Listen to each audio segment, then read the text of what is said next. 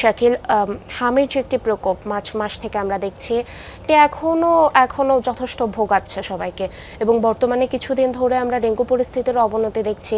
এই বিষয়ে আপনার কাছে বিস্তারিত কি তথ্য রয়েছে?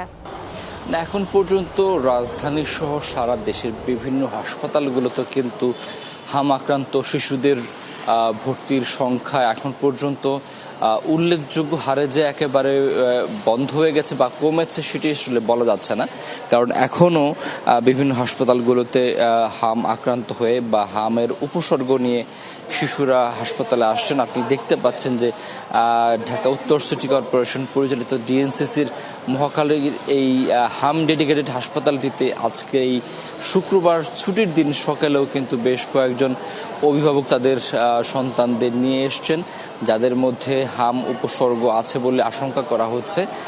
এবং এমন পরিস্থিতিতে হাসপাতালটির দোতলায় তিনতলায় যে সমস্ত রোগীরা ভর্তি আছেন তাদের চিকিৎসা চলছে। এবং এর মধ্যে এই হাসপাতালটির পরিসংখ্যান যদি আমরা গত 24 ঘন্টায় ভর্তির সংখ্যা, নতুন ভর্তি সংখ্যা 54 জন, মাত্র 2টি শয্যা খালি আছে। এর মধ্যে জেনারেল ওয়ার্ডে ভর্তি আছে 264 জন, 54 জন শুধুমাত্র আইসিইউ এইচডিইউতে ভর্তি আছে।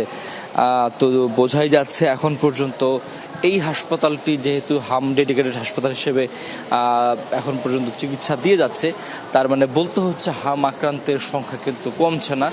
এখনো পর্যন্ত কিন্তু টানা কয়েক মাসের যে আক্রান্তের হার সেটি প্রায় অব্যাহত রয়েছে। ধন্যবাদ শাকিল আমাদের সাথে যুক্ত হওয়ার জন্য।